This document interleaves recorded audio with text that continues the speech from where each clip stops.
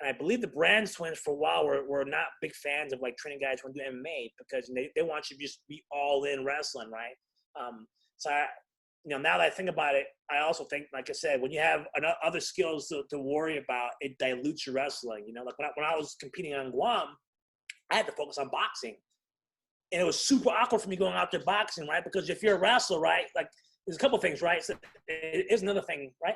So when we wrestle, right, most wrestlers wrestle in a staggered stance, correct? So your staggered stance in wrestling is your dominant hand, your dominant side forward. So in my case, I'm right-handed. I lead with my right leg, my impossible leg, right? But then we go to boxing. Well, now you got to switch it up. Boxing, right? Your strong leg is behind you, right? So you can get behind those punches. That plays a big role for American wrestlers who are transition MMA, who transition, right? Because now we're floating between two stances, unless you're going to learn to become ambidextrous, right? Which is really hard to do, right?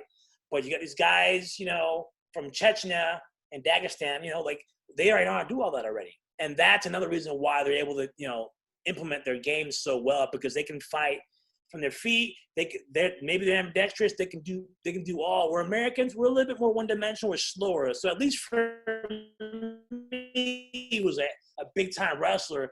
The biggest deal for me was, changing my stance from boxing to wrestling. It's hard to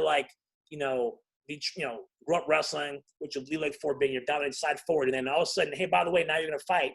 So I'm gonna need you to change your footwork, learn footwork, and learn to wrestle from the opposite. The other side. So I think that, so like I said, that plays a hand in that, when diluting the wrestling, I think is the term, I just thought like, hey, do you think it's in the best interest of wrestlers kind of stay in that stance? Because Kid used to do that. I'd say 95% of his knockouts were with the lead hand.